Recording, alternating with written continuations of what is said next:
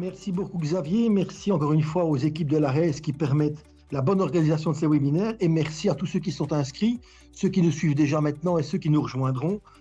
Comme Xavier l'a dit, c'est le dernier de l'année avant effectivement d'autres rencontres programmées au mois de septembre, voire plus tard. Et donc celui-ci a trait donc à la réforme, au niveau de la réforme de la formation initiale des professeurs, du référentiel des langues modernes. Alors, c'est un sujet très important parce qu'effectivement, l'accès à l'information aux langues étrangères est facile et la maîtrise de plusieurs langues est souvent exigée sur le marché de l'emploi. Donc aujourd'hui, ne pas connaître les langues est un handicap majeur et donc je pense que les réformes proposées aujourd'hui permettent effectivement de favoriser un meilleur apprentissage. Dans le cadre de l'apprentissage et de la maîtrise d'une langue étrangère, qui est donc une priorité, voire une nécessité, surtout que nous sommes dans une société multiculturelle et que parler plusieurs langues, c'est aussi aider à la construction de l'interculturalité. C'est pourquoi dans le cadre du tronc commun prévu par le pacte d'excellence, donc l'apprentissage des langues étrangères est indéniablement renforcé. En Fédération Wallonie-Bruxelles, les élèves sont désormais sensibilisés aux langues dès l'entrée à l'école, ce qui n'était pas le cas avant. En effet, l'éveil aux langues fait l'objet dès la première maternelle à la deuxième primaire d'un parcours d'apprentissage spécifique qui ne porte pas uniquement sur les langues traditionnellement enseignées dans les écoles de la Fédération, mais qui propose une ouverture à une diversité de langues. L'école maternelle est un lieu d'apprentissage socialisé dont l'un des objectifs principaux est de donner aux enfants l'envie d'aller à l'école pour apprendre, mais aussi pour affirmer leur personnalité. L'étude de la première langue moderne commence quant à elle réellement en troisième primaire. Une seconde langue est ajoutée à la grille horaire des élèves dès la deuxième secondaire. L'objectif est que les élèves atteignent à 15 ans le niveau de langue moderne que les rétos possèdent actuellement. Donc c'est vrai qu'on va renforcer leur apprentissage. À travers le cours de langue moderne, il s'agit avant tout d'apprendre à parler et à comprendre la langue enseignée, mais aussi de s'ouvrir à une autre culture. Apprendre une langue conduit en douceur à changer ses représentations, à dépasser ses stéréotypes et à découvrir une langue qui n'est pas le calque d'une autre. Il comprend aussi qu'une culture n'est pas supérieure à une autre. Apprendre une langue étrangère, c'est s'ouvrir au monde et s'ouvrir à l'autre pour enrichir soi-même et sa personnalité et permettre de mieux appréhender les difficultés et les différences des autres. C'est offrir à tous les élèves, quelle que soit leur situation familiale, la chance de découvrir une autre langue, mais aussi une autre culture. Un pays associé à cette langue permet effectivement d'avoir une vision plus importante du monde qui nous entoure. Il faut réduire les inégalités, donner les moyens aux élèves pour permettre à tout un chacun de se faire une place dans notre société. C'est un enjeu fondamental. Pendant 3 heures devant vous, vous aurez l'occasion d'échanger sur le sujet. Et sans plus attendre, je cède la parole à Xavier et à son équipe pour la suite du débat. Merci à vous.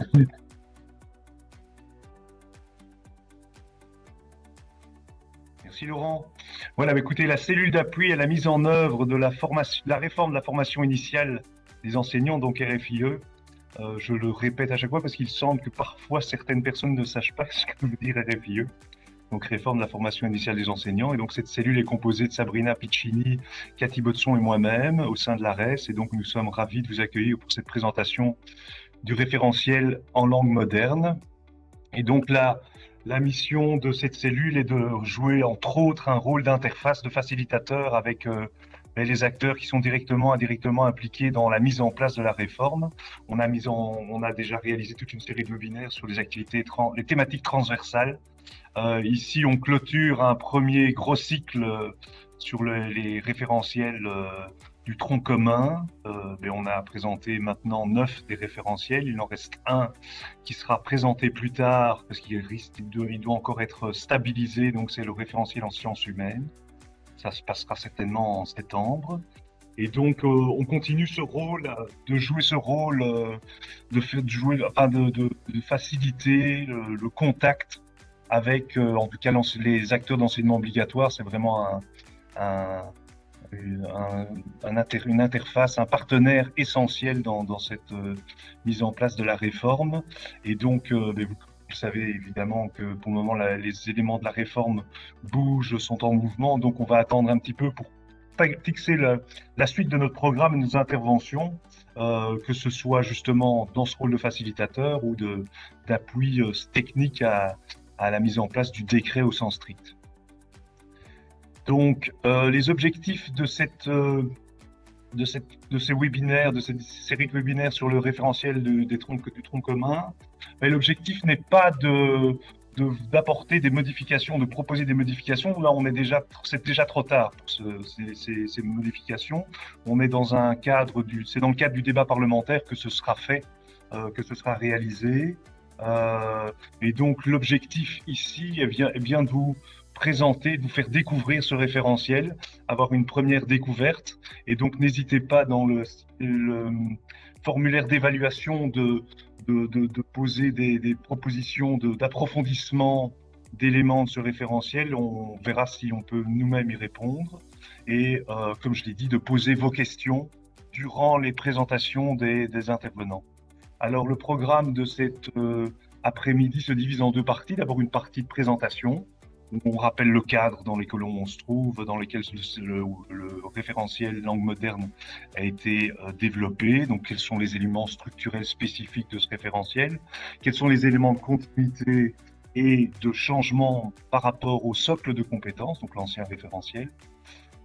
Quelle est la progression des contenus du référentiel à partir de la première primaire jusqu'à la troisième secondaire?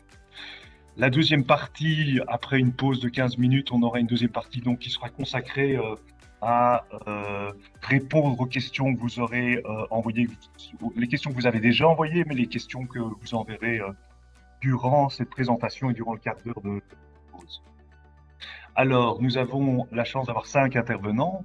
Le cinquième est toujours soit Geoffroy Leclerc, soit Marc Romainville. Cette fois-ci, ce sera Marc Romainville.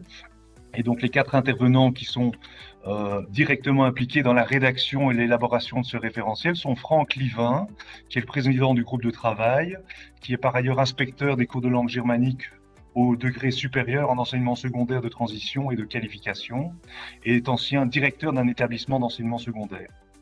Nous avons aussi Nathalie Delvigne, responsable du secteur langue moderne au CEGEC, qui a une longue expérience dans l'enseignement des langues en maternelle, en primaire, dans l'enseignement immersif. Elle a participé au référentiel comme collaboratrice externe en tant que didacticienne en bachelier AESI langue moderne et à la rédaction des balises de progression pour l'éveil aux langues. Ensuite, nous aurons Cosima De Paola, formateur en langue germanique au sein du CAF, donc le Centre d'auto-formation et de formation continuée du réseau Wallonie-Bruxelles Enseignement. Et enfin, Hugues Lapôtre, qui est inspecteur des cours de langue germanique au degré inférieur dans l'enseignement secondaire ordinaire, président du groupe de travail chargé de l'élaboration du CE1D en langue. Et donc, nous les remercions vivement pour leur implication, le temps qu'ils ont consacré à la préparation de cette présentation et à la présentation qu'ils vont réaliser juste maintenant. Et donc, je cède sans plus attendre la parole à Franck pour débuter cette présentation à 4 voix.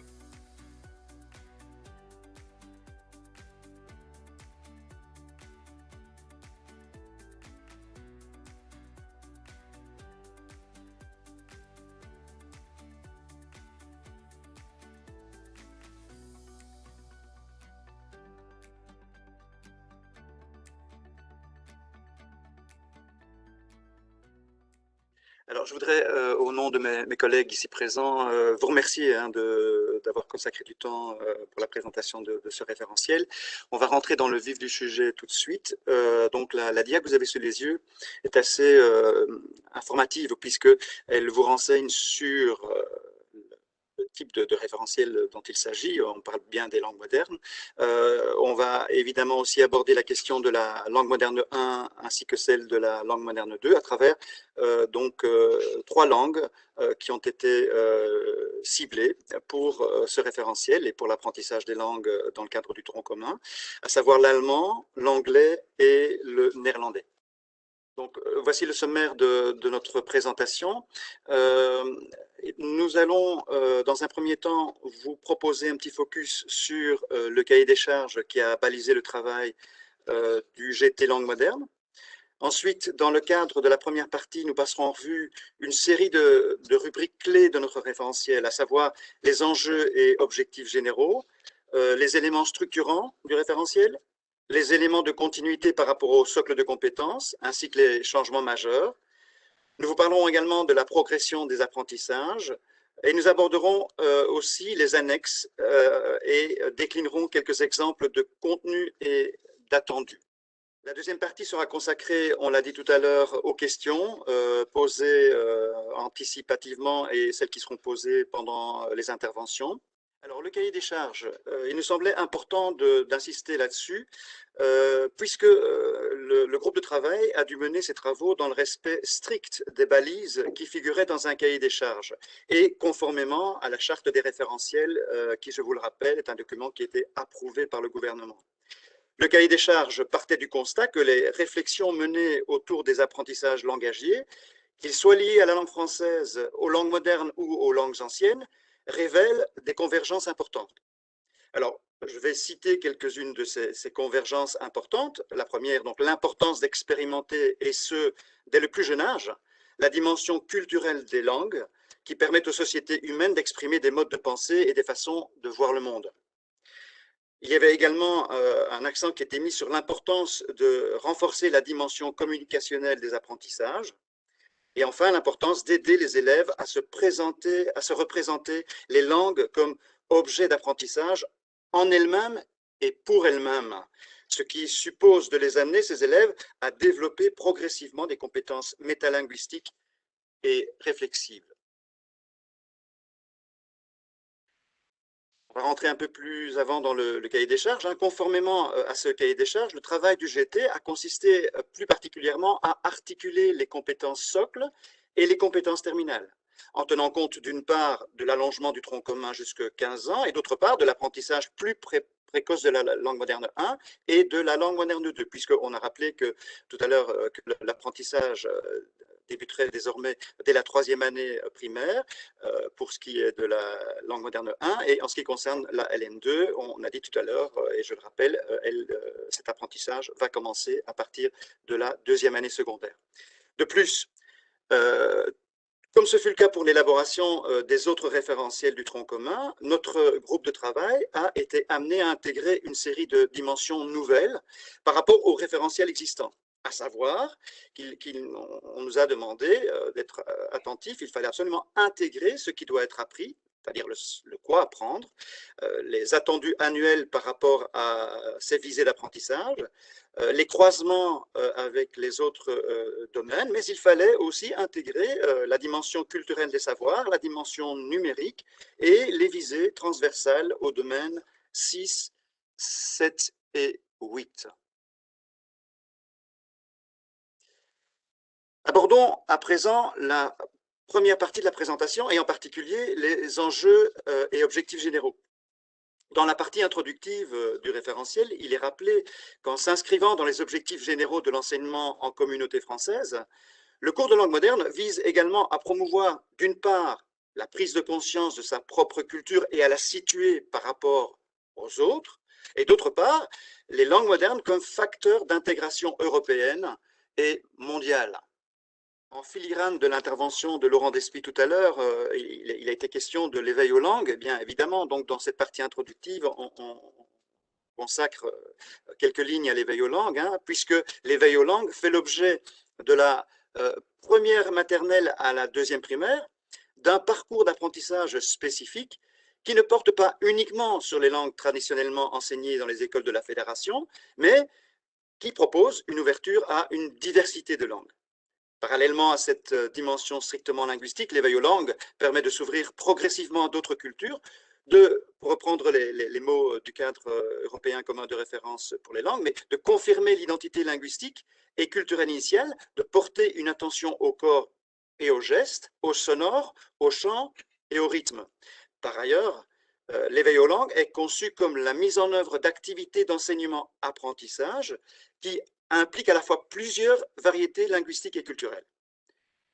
Il y est rappelé dans cette partie introductive que favoriser les approches plurielles, c'est affirmer la nécessité d'une diversité et d'une pluralité, notamment dans le domaine des pratiques langagières, en vue de la construction d'une société davantage tolérante et ouverte.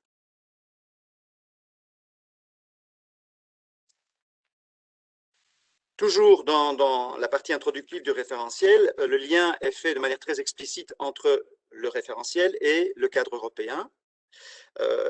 évidemment, il y est mentionné hein, dans cette partie introductive qu'en accord avec l'approche communicationnelle adoptée par le CECRL et compte tenu de la spécificité de la discipline, ce référentiel accorde la primauté à la communication comme visée d'apprentissage.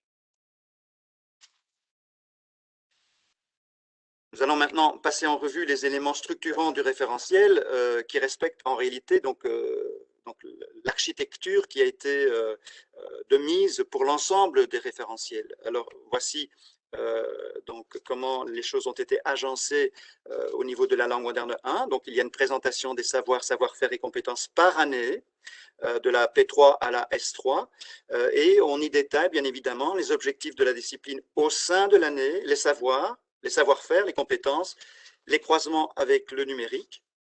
Et ce qui est valable pour la LM1 l'est également, bien évidemment, pour la LM2, où l'architecture a été reproduite sans surprise. Alors, je vais maintenant passer la parole à mon collègue Hugues Lapôtre pour la suite de cette présentation. En ce qui me concerne, je vais commencer par vous présenter quelques éléments du nouveau référentiel, montrant qu'il est bien dans la continuité des socles de compétences actuels et que son arrivée ne devrait pas créer de véritables ruptures. Tout d'abord, Franck en a parlé déjà, l'intégration du cadre européen commun de référence pour les langues. Donc ce référentiel s'inscrit bien dans la continuité des démarches présentes dans le référentiel actuellement en vigueur. Il intègre toujours le cadre dans la version de l'an 2000, mais également son volume complémentaire sorti en 2018. Le travail par compétences reste toujours bien présent, et conformément au cadre et en cohérence avec les référentiels actuels, 5 compétences ont à nouveau été distinguées. Les 2 compétences orales, sans interaction, en interaction et sans interaction, les 2 compréhensions, à l'audition, à la lecture, ainsi que l'expression écrite. Et comme Franck l'a également dit, ce référentiel accorde toujours bien la priorité à la composante orale. Alors ensuite, ce référentiel comprend cependant quelques changements majeurs par rapport au socle de compétences. D'abord, le tuilage avec l'éveil aux langues. Le référentiel prend bien le relais donc de la démarche d'ouverture initiée par l'éveil aux langues. Les dimensions linguistiques et culturelles qui y sont développées sont des opportunités dont le cours de langue devra tirer parti. On l'a dit également, la langue moderne 1 va apparaître dans toutes les classes dès la 3e primaire. Ce changement de paradigme nous a contraints à créer un nouveau niveau, un niveau A1-, évidemment, dans le respect du cadre européen de référence. Nous avons également parlé de la LM2, qui, elle, fera son apparition dès la 2e secondaire, à raison de 3 heures par semaine, et celle-ci sera limitée aux langues nationales, plus l'anglais. Il est à signaler qu'en 2e secondaire, la LM1 sera également enseignée à raison de 3 heures par semaine. Donc en résumé, en 1re secondaire, les horaires comprendront 4 heures de langue moderne 1, et à partir de la 2e secondaire, les horaires comprendront 6 heures de langue moderne, 3 heures de LM1 et 3 heures de LM2. Ensuite, les champs thématiques, la liste des champs thématiques a été actualisée. Cette liste évolue en fonction de l'âge des apprenants. N'oublions pas que ce référentiel vise les enfants de la 3e primaire à la 3e secondaire. Dans cette même liste, les champs thématiques ainsi que les supports susceptibles d'être les vecteurs de contenu culturel ont été mis très clairement en évidence. Ensuite, il y a une précision accrue des caractéristiques des messages et des productions, ce qui signifie que pour chaque compétence et pour chaque niveau, nous avons précisé la longueur, la durée, les types de supports et de production. Ces caractéristiques sont mentionnées en annexe, on en parlera tout à l'heure. Elle s'appuie sur une lecture croisée des épreuves internationales reconnues par la LTE, Association of Language Testers in Europe. Citons par exemple le Goethe Certificate, le CNAVT, le Cambridge Exam, le DELF, le CELI ainsi que le BEL.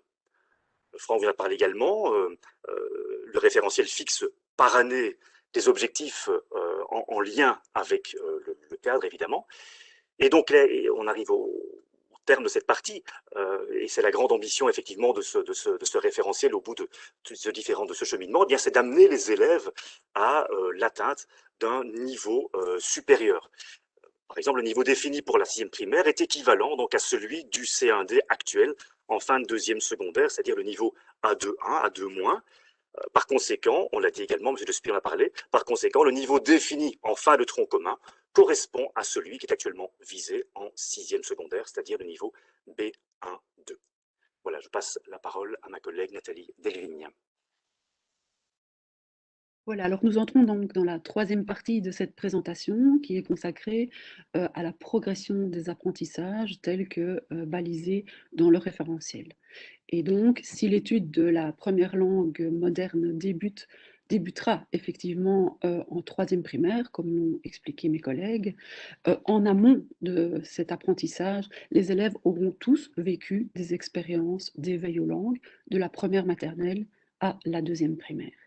Et donc, le premier souci de ce référentiel, c'était d'assurer cette transition entre l'éveil aux langues et l'apprentissage de la LM1. Alors, il est important de savoir que les balises de progression pour l'éveil aux langues s'articulent en fait en 3 axes. Et donc, si on regarde attentivement la DIA, on voit à l'extrême droite le premier axe qui est constitué de l'éveil, le développement de la conscience phonologique. À gauche, on voit l'ouverture à la multiculturalité et au multilinguisme. Et au sommet, tout en haut en rouge, on a la découverte de la langue comme outil de communication. Et donc, lorsque le cours de langue moderne va reprendre le relais de cet éveil à la fois au son, aux cultures, aux langues et à la communication, on va retrouver dans le référentiel en filigrane ces 3 leviers qui vont garantir la continuité et un enchaînement progressif des apprentissages. Et donc concrètement, si on prend le premier axe, donc à droite la conscience phonologique, on voit que donc là, pour l'éveil aux langues, les élèves vont être entraînés à reproduire des éléments sonores qui ne leur seront pas familiers. Et dans la continuité de cet apprentissage, quand on passera en troisième primaire, donc pour la LM1, l'élève sera amené à prononcer correctement des mots qu'il aura appris avec ou sans modèle. Donc entendons par là, avec modèle, soit répété après l'enseignant ou un support sonore, et sans modèle, c'est qu'il sera capable de prononcer en toute autonomie les mots correctement. Sur le deuxième axe, qui concerne l'ouverture au multilinguisme et à la multiculturalité, les élèves, pendant l'éveil aux langues, vont être amenés à parler de leur langue, de leur culture, d'autres langues et d'autres cultures. Et en fait, cette invitation va se poursuivre en troisième primaire, puisque si on prend par exemple l'axe réceptif, donc l'élève va être amené à écouter ou à lire un message pour prendre conscience de sa propre culture, mais aussi pour s'ouvrir aux autres cultures. Enfin, le troisième axe, la langue comme outil de communication, va prendre toute son importance dès la troisième primaire, puisqu'il va devenir prioritaire. Et concrètement, les activités par exemple, de compréhension d'un message écrit ou d'un message oral, avec le développement des stratégies qui lui seront liées, va se poursuivre en troisième primaire, mais cette fois-ci sur la base d'un message qui sera donné dans la langue cible choisie par l'élève. Alors, à ce stade, il est clair que la progression des apprentissages constitue une réelle ligne de force de ce référentiel, et donc il nous a semblé intéressant de vous partager quelques lignes de notre méthodologie pour établir cette progression.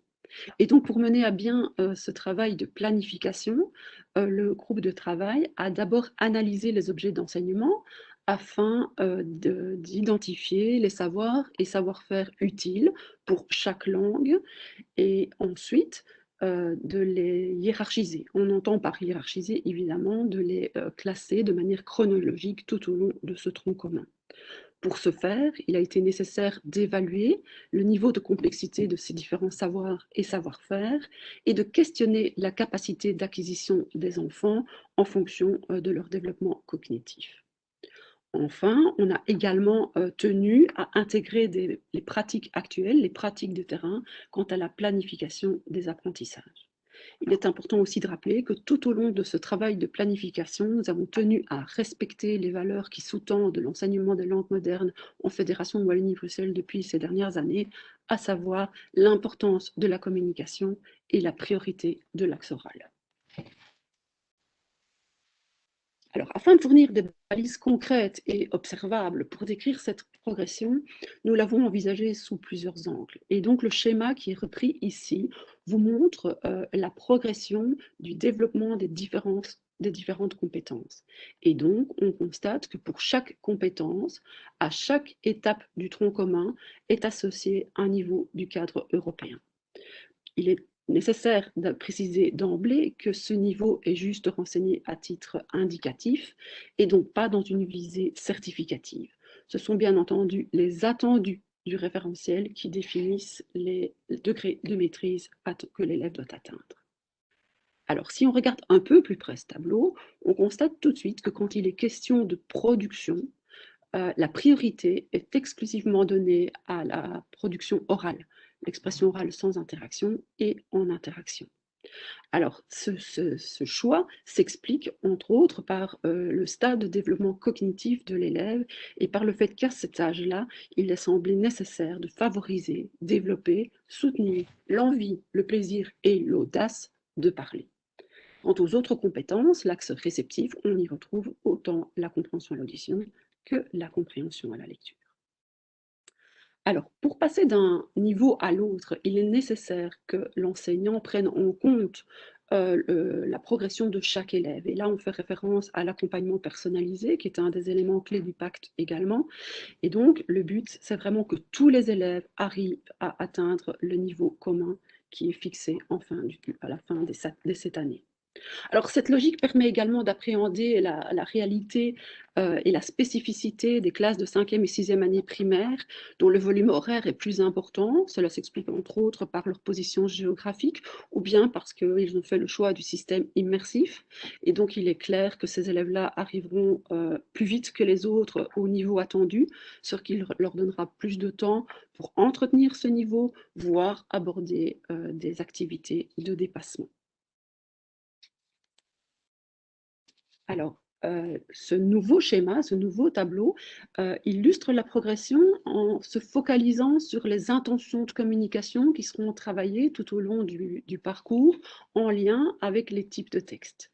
Alors, ces types de textes ont été associés à ces intentions en prenant compte notamment de la maîtrise de la langue d'enseignement par les enfants, par les élèves, donc, ce qui fait référence au cours du français et donc du référentiel français, mais aussi à un document connu des professeurs de langue, qui est un document de référence qui faisait référence à la famille de tâches. Donc, ces textes sont en lien d'une part avec le référentiel français, d'autre part, famille de tâches.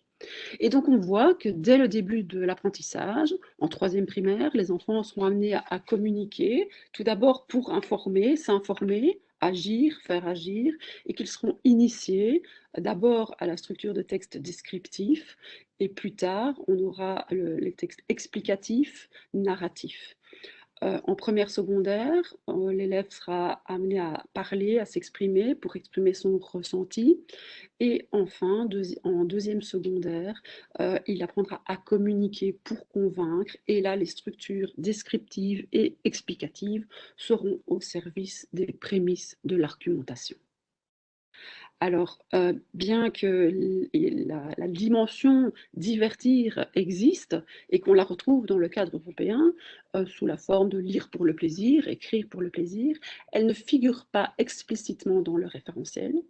Ceci ne doit pas empêcher évidemment les enseignants d'exploiter cette intention divertir, parler une langue pour le plaisir, notamment par le recours à des supports attrayants conçus à cette fin, tels que les chansons, les albums jeunesse, les romans, les documents audiovisuels, etc.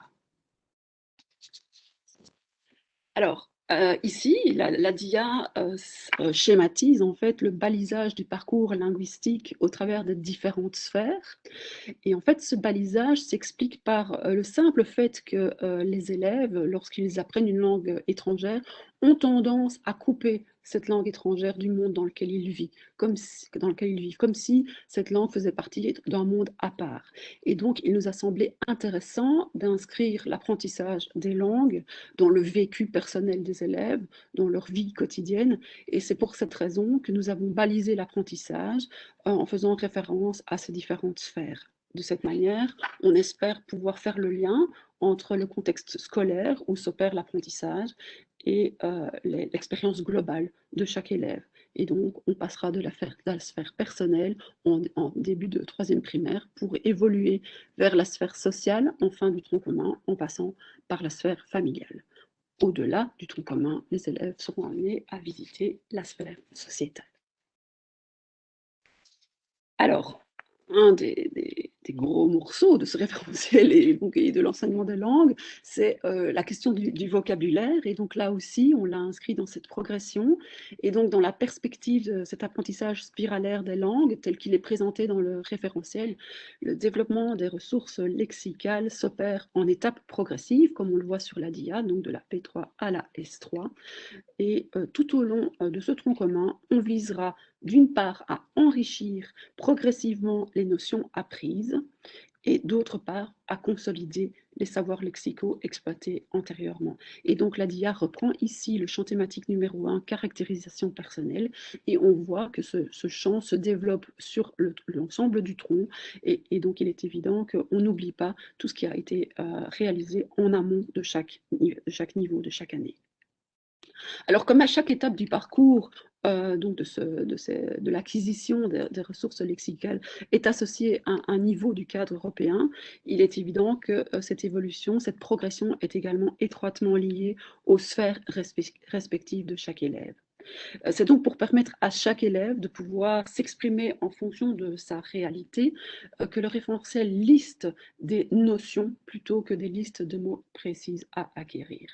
En effet, imposer des mots aurait figé de manière totalement arbitraire les contenus et ceci aurait été à l'encontre de l'esprit du CECRL. Alors, au-delà de la mémorisation et de la restitution de mots, les attendus fixent des objectifs en termes de savoir qui attendent de l'élève à reconnaître, représenter, citer des mots, ou bien encore relier et associer des mots à leur signification. Quand il est question de savoir-faire, l'élève devra être capable de classer, catégoriser, sélectionner, utiliser, relier les mots entre eux.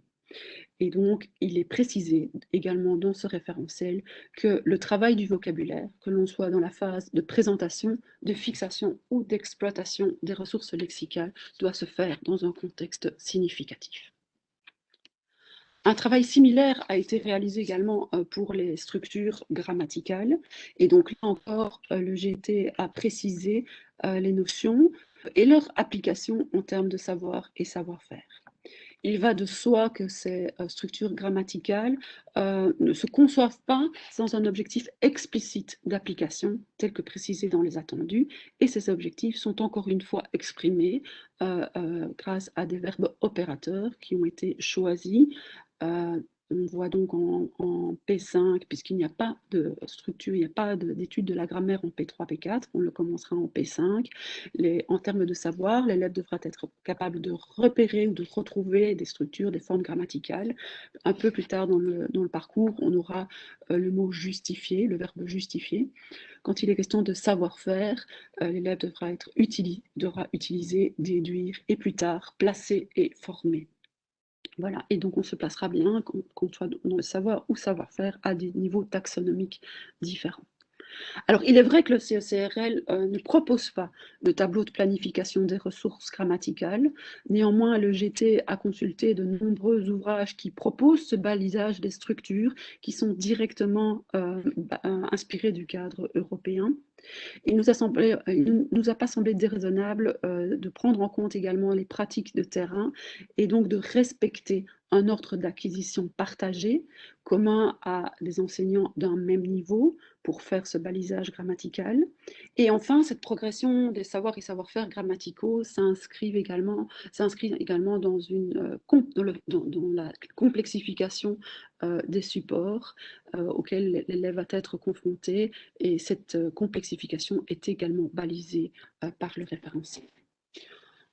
Terminer cette intervention concernant la progression des apprentissages dans ce nouveau référentiel, on termine par un schéma qui a l'air peut-être très compliqué de premier abord, mais qui est finalement très simple, puisqu'il permet très très rapidement de comprendre que le développement des compétences, en l'occurrence ici l'expression orale en interaction, s'inscrit dans une approche spiralaire. Il y en va de même pour les autres compétences. Et donc, pour baliser cette progression tout au long du tronc commun, le GT a précisé tout d'abord des modalités de mise en œuvre qu'on retrouve sur le schéma à droite et a sélectionné des critères qualitatifs qu'on retrouve tout autour de la roue, critères qualitatifs inspirés du cadre et qui ont été déclinés en indicateurs qui sont des marqueurs observables du développement de la compétence visée, ces indicateurs étant également tirés du cadre européen. Alors, à titre d'illustration, si on prend pour l'expression orale le critère prononciation, c'est écrit peut-être un peu petit, et il est précisé que pour les P3, donc le troisième primaire, on attend de l'élève une prononciation globalement compréhensible par un auditeur attentif et proactif. Au niveau B1-2, qui est le terme, qui est le niveau ciblé en fin du tronc commun, l'élève devra témoigner d'une prononciation globalement compréhensible, malgré un accent non natif marqué et malgré des erreurs qui peuvent parfois perturber la communication. Et donc cette spirale synthétise dans la façon de développer tout au long de la scolarité les compétences en fonction de plusieurs paramètres pour qu'en fin de parcours, l'élève devienne un communicateur efficace. Voilà, je laisse donc la parole à Cosimo pour la dernière partie. Voilà, je vais à présent donner un aperçu des annexes accompagnant le référentiel langue moderne et donner quelques exemples de contenu et d'attendus. Le référentiel pour les langues modernes comporte une série d'annexes dont l'objectif est de donner une vue d'ensemble de la progression des apprentissages tout au long des années. Cette progression est illustrée par année et par niveau européen. Les annexes sont au nombre de 8, 4 pour la langue 1 et 4 pour la langue 2. Si nous regardons de plus près les annexes prévues pour la langue 1, nous verrons qu'elles portent sur les champs thématiques, sur les savoirs et savoir-faire grammaticaux ventilés par langue, sur les caractéristiques des messages et productions en fonction des 5 compétences, et enfin, sur les champs thématiques et les supports qui sont plus particulièrement vecteurs de contenu culturel. On retrouvera tout à fait la même structure pour la langue moderne 2. Nous allons à présent regarder plus en détail comment se présentent ces annexes. Les diapositives qui suivent ne sont que des extraits. Elles ne sont donc pas exhaustives, elles se bornent simplement à illustrer notre propos. L'annexe 1 porte, je vous le rappelle, sur les champs thématiques. Nous voyons ici le champ thématique numéro 1, caractérisation des personnes, ventilé par année du primaire. L'apprentissage étant essentiellement spiralaire, il est utile que l'enseignant sache ce qui a été vu en aval et ce qui sera vu, ce qui a été vu en amont et ce qui sera vu en aval, afin qu'il puisse faire un choix éclairé et exploiter ou réexploiter les savoirs lexicaux dans des situations qui donnent du sens. Comme Nathalie l'a dit, les champs thématiques sont liés aux sphères de l'apprenant. Ils se présentent donc sous forme de notions et non de listes de mots, dont le choix aurait été complètement arbitraire et potentiellement non pertinent. Enfin, les éléments plus particulièrement vecteurs de culture sont présentés sous forme italique. Cette diapositive montre simplement la suite du champ thématique 1, mais ventilé pour les années du secondaire. L'annexe 2 reprend les savoirs et savoir-faire grammaticaux par langue, tout au long de la progression jusqu'à S3. On voit directement que certains éléments grammaticaux sont marqués d'une croix dans une colonne donnée. C'est l'année d'apprentissage de cet élément grammatical. Naturellement, toujours dans une logique d'apprentissage spiralaire, il est possible que cet élément ait été vu auparavant, ait été rencontré auparavant dans certains supports. Cela ne constitue pas un problème en soi, pour autant que la maîtrise de cet élément ne soit pas indispensable pour réaliser la tâche demandée ou qu'elle ne soit pas prise en compte pour l'évaluation. Dans le même ordre d'idée, une notion qui a été vue dans une année donnée sera forcément réexploitée dans les années suivantes. L'annexe 3 donne quant à elle l'évolution des caractéristiques des messages à comprendre par l'élève et des productions à fournir par l'élève par année et niveau européen. Les différents items couverts apparaissent en gras au-dessus des tableaux. Ici, par exemple, vous pourrez voir la forme, le contenu, la sphère, la langue, etc. Et si nous prenons justement l'exemple de l'item langue pour la compétence expression orale en interaction que nous prenons ici pour illustrer notre propos, nous voyons que cet item est lui-même ventilé en fonction du lexique, de la grammaire, de l'oralisation, donc prononciation, intonation et débit, et de la correction sociolinguistique. Il en va de même pour la compréhension à l'audition. On y retrouve les mêmes composants de l'item langue, avec une évolution par année et par niveau européen. L'annexe 4, quant à elle, comprend deux parties. Une première partie consacrée aux champs thématiques plus particulièrement vecteurs de contenu culturel, c'est-à-dire les champs thématiques qui sont présentés en italique dans l'annexe 1. On voit ainsi que les vêtements, par exemple, les plus courants en P4, sont particulièrement susceptibles de véhiculer un contenu culturel. Et une seconde partie consacrée aux supports eux-mêmes propices au contenu culturel. On peut par exemple citer la comptine en primaire ou la publicité dans le secondaire. Passons à présent à quelques exemples de contenus et attendus. Cette partie du référentiel suit une même structure. Les contenus attendus sont présentés par année et pour chaque année, les informations suivantes sont données. Les objectifs de la discipline spécifiquement pour l'année concernée, ainsi que les savoirs, les savoir-faire, les compétences et le cas échéant, les croisements avec le numérique. Les objectifs par année reprennent le niveau européen. Dans notre exemple, il s'agit du niveau A22 puisqu'il s'agit de la première secondaire. Les caractéristiques des messages rencontrés ou des productions attendues, les champs thématiques abordés au cours de cette année, ainsi que les intentions de communication et les types de textes couverts au cours de l'année considérée.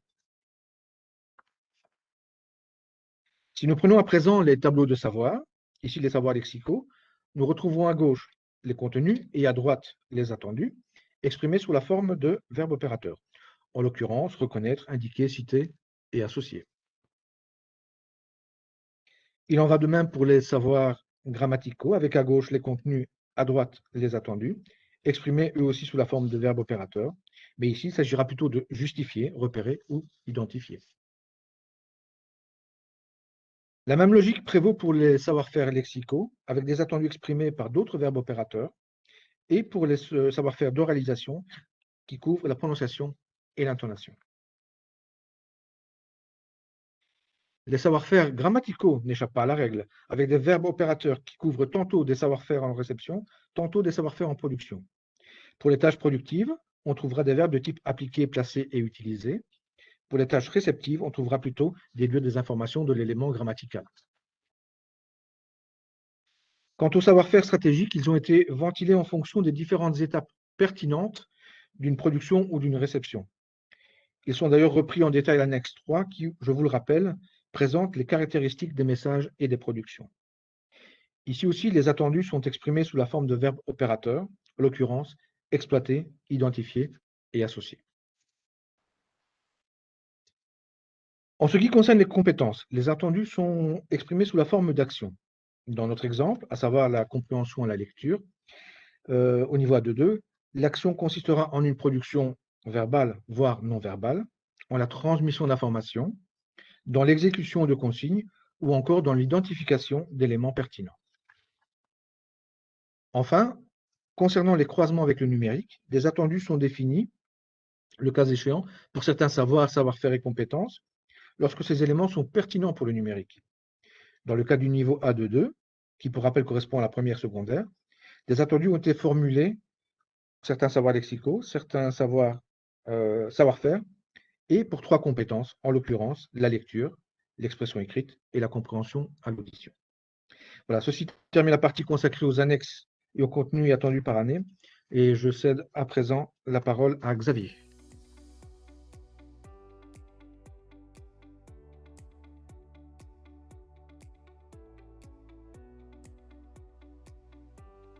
Voilà, nous allons recommencer donc ce webinaire et cette deuxième partie dédiée aux réponses aux questions que vous nous avez posées.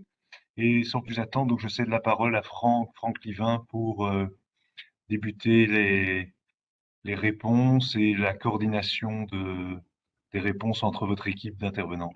À toi, là, Franck. Parfait, merci Xavier. Il n'y aura pas de jaloux puisqu'il y a 4 questions, nous sommes 4. donc chacun en prendra une à son compte. Je vais commencer par la première. Alors, donc, il y a une question qui est posée concernant la représentation finalement au sein du groupe de travail langue moderne.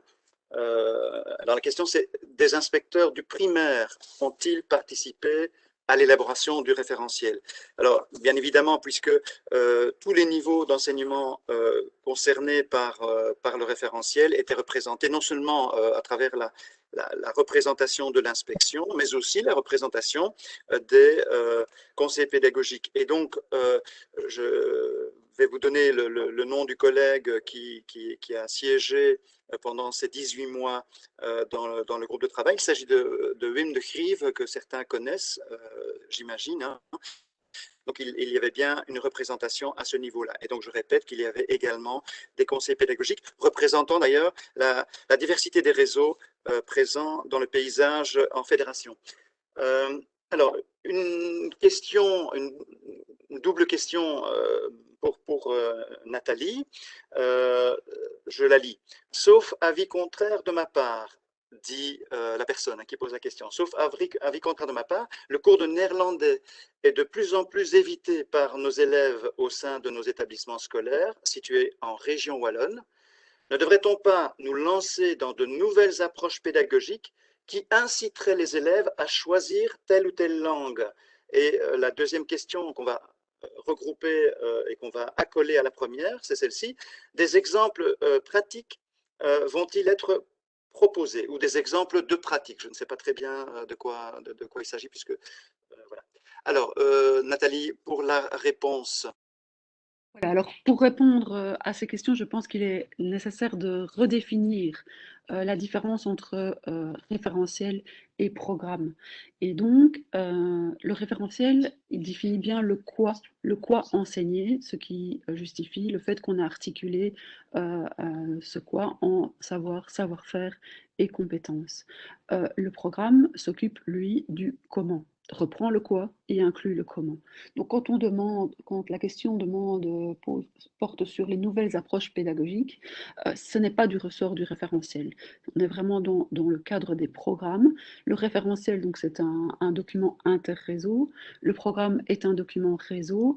Et donc, ce sera le travail des réseaux maintenant de s'approprier ce référentiel et de le décliner en programme. Et donc, il va de soi que ces différents programmes fournis par les différents réseaux vont proposer des approches pédagogiques, peut-être nouvelles. Les débats sont lancés, les réflexions sont en cours, et donc on espère de toute façon pouvoir motiver les élèves, que ce soit pour l'apprentissage de l'anglais, le néerlandais ou l'allemand. Juste une chose, si on doit s'attacher vraiment au référentiel pour trouver la motivation, j'ai abordé tout à l'heure l'intention de divertir, donc on n'a pas intégré clairement, explicité cette dimension de divertir, mais je l'ai précisé tout à l'heure, c'est que le référentiel ouvre des possibles quant au support à exploiter. Et donc peut-être que pour satisfaire la personne qui a posé la question et dans l'attente des programmes, on peut toujours penser à ce type de support qui pourrait motiver l'élève à apprendre, entre autres, le néerlandais. Et donc les exemples pratiques, c'est pareil, on est vraiment dans une didactisation de la matière, et donc dans ce cas-là, il faudra également attendre le programme, puisque le but du programme, ce sera d'illustrer les intentions, les attendus du référentiel. Donc voilà, c'est malheureusement pas l'objet du débat aujourd'hui, on était bien dans le quoi, et il faudra patienter pour avoir le comment. Merci Nathalie. Nous allons à présent passer la parole à Cosimo pour la troisième question. Alors, une personne présente dit ceci: j'aurais aimé savoir quelle était la place des fonctions linguistiques dans ce nouveau référentiel, puisque on a évoqué tout à l'heure la visée communicationnelle. Et donc, Cosimo va apporter son éclairage là-dessus. Et voilà. En fait, cette question a été abordée dans le référentiel.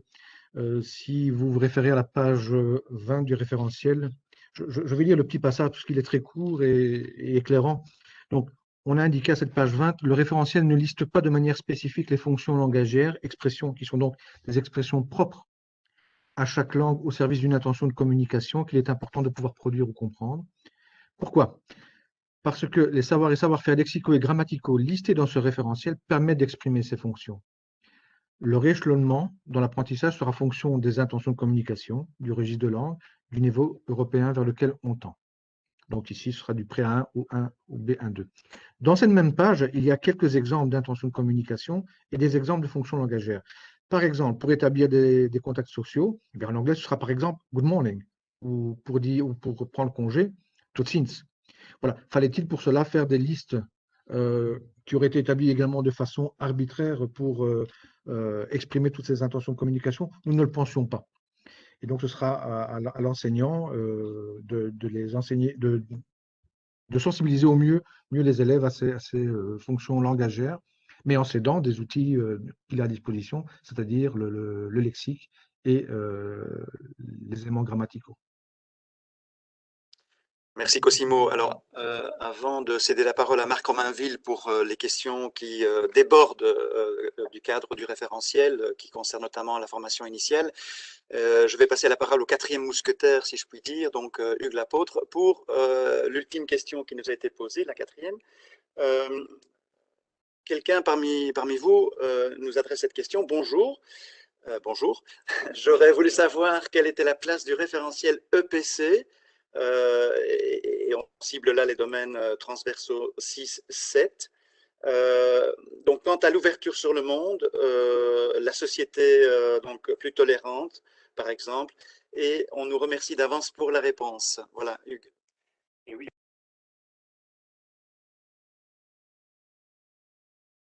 C'est pas simple non plus pour moi de penser à ouvrir le micro. Bon, alors c'est vrai que ce n'est pas simple. PC correspond à la sphère sociétale. Nous avons estimé que les élèves concernés par le référentiel, donc la 3e primaire et la 3e secondaire, n'étaient pas suffisamment armés d'un vocabulaire, par exemple, pour pouvoir s'exprimer vraiment correctement sur ce thème. Ce qu'il faut savoir, c'est que tous les croisements ont fait l'objet de concertations entre les différents GT. Il n'y a pas eu de croisement proposé par EPC et nous n'avons pas proposé non plus de croisement à ce GT. Voilà, c'est la seule réponse que je pourrais vous apporter à cette question.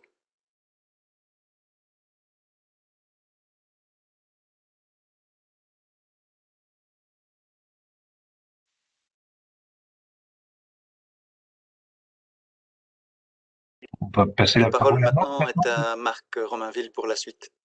Tout à fait. Oui, bonjour à toutes et à tous. Est-ce que vous m'entendez?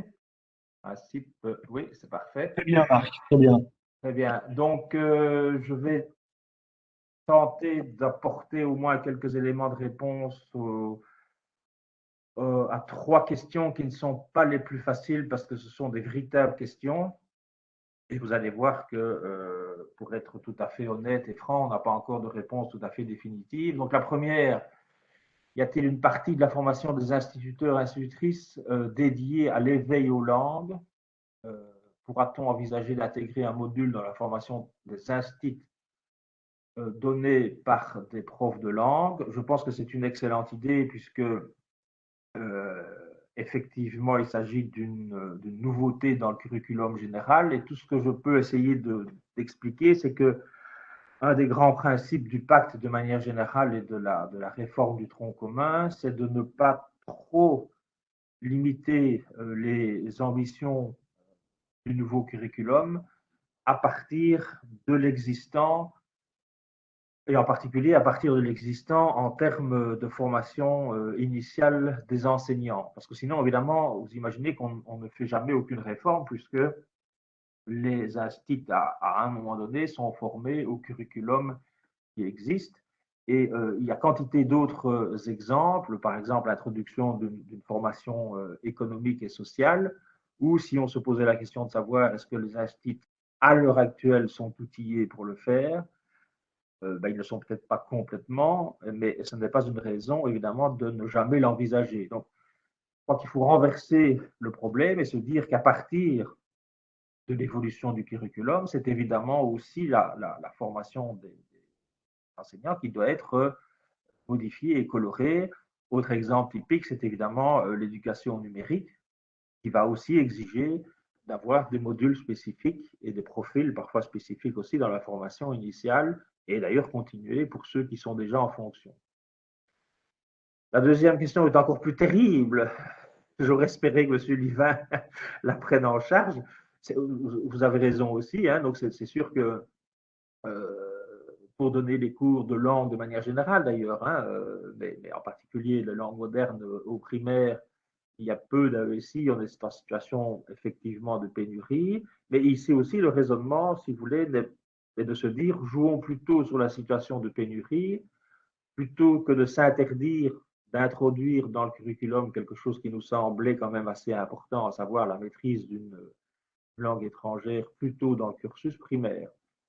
Parce que sinon, de nouveau, on aboutirait à des choix un peu curieux. Pour prendre un exemple peut-être un peu caricatural, vous savez qu'il y a une sérieuse pénurie aussi de professeurs de mathématiques. Vous n'imaginez pas, évidemment, un instant qu'on se dise, bon, finalement, il y a tellement peu de mathématiciens sur le marché du travail qu'on supprime les cours de mathématiques. Donc, c'est plutôt le contraire qu'il faut envisager, ou en tout cas que le pacte suggère d'envisager, c'est quelles sont les choses importantes à enseigner et à faire maîtriser par les élèves, et à partir de ce moment-là, il n'y a pas en regard suffisamment de réserve, je peux dire, de main-d'œuvre pour le faire, que peut-on faire au niveau de l'attractivité du métier, etc., etc. De l'élargissement éventuellement, par exemple, en mathématiques, c'est ce qui a été le cas, de l'élargissement des titres hein, vers des formations, par exemple, d'ingénieurs ou d'ingénieurs industriels. Et pour la troisième question qui est un peu plus technique, je me suis vite renseigné, et ça c'est l'immense avantage du télétravail en parallèle de la présentation. Et donc le code précise bien qu'effectivement, le principe général est que l'élève poursuive l'étude de la première langue moderne qu'il a choisie au primaire, avec cependant une possibilité de dérogation. Donc, le code dit bien que le principe de base et le principe donc le plus souhaitable est bien la continuité entre le primaire et le secondaire de ce point de vue. Voilà, j'espère que j'ai répondu à ces trois questions. En tout cas, j'ai au moins essayé d'apporter quelques éléments de clarification.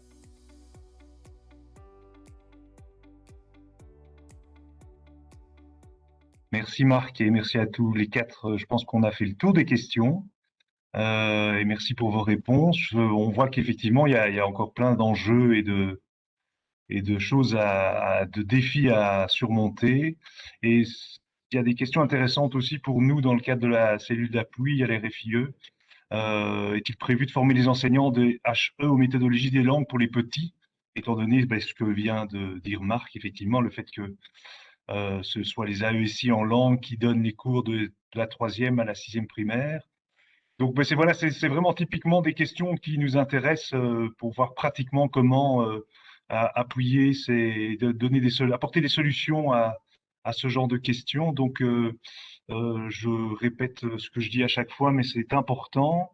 Lorsque vous recevrez le questionnaire d'évaluation, n'hésitez pas à reformuler ces demandes, ces propositions pour qu'on les centralise et qu'on voit avec les différents intervenants avec lesquels on travaille, avec la commission pédagogique ici, avec les chambres des universités et des ESA, et avec tous les partenaires, les conseillers FIE, qui sont nombreux évidemment à nous écouter, voir un petit peu comment trouver des solutions par rapport à tous ces besoins de renforcement des compétences de la part des enseignants, des formateurs d'enseignants, des hautes écoles, des universités et des ESA. Donc, je remercie Franck Livin, Hugues Lapôtre, Nathalie Delvigne et Cosimo De Paola, et ainsi que Marc Romainville, évidemment, pour le temps de nouveau que vous avez consacré, pour les réponses que vous avez apportées en live. Et j'espère que ça vous a apporté du plaisir, malgré le stress de pouvoir y répondre. Voilà, je pense qu'on y est arrivé. Et donc, nous, on est heureux de finir avec cet avant-dernier référentiel et avec vous, cette première série, cette série de présentation des webinaires. Donc, comme je l'ai dit en début de présentation, donc le webinaire, le référentiel de formation sur la science humaine, formation historique, géographique, économique et sociale était prévu dans 15 jours et dans une semaine, pardon, et a été postposée. Et donc, normalement, ce sera dans le courant du mois de septembre, mais ça, on vous enverra des informations. Donc, comme on le dit à chaque fois aussi, n'hésitez pas à vous inscrire à notre newsletter via notre site internet qui se trouve sur la page ici en dessous, rfie.ares-ac.be. Mais pour recevoir nos informations, dans un futur proche, nous allons envoyer une future newsletter dans laquelle nous aurons vraiment le programme, une grosse partie du programme de l'année prochaine, mais que nous devons restructurer un petit peu étant donné le programme, enfin le décret de la RFIE qui se remet en place, qui se remet en route plutôt, pardon, avec cet avant-projet de décret qui est apparu il y a 2-3 semaines. Voilà. Nous vous remercions encore les intervenants. Je remercie Cathy et Sabrina et toute l'équipe de la communication pour toute cette série de webinaires. Maintenant, les choses tournent et deviennent très faciles à mettre en place. Enfin, reste quand même avec des difficultés, mais la mise en place a été lourde et difficile, mais donc on y a répondu avec beaucoup d'enthousiasme. Merci à tout le monde, à très bientôt et bonne fin d'après-midi.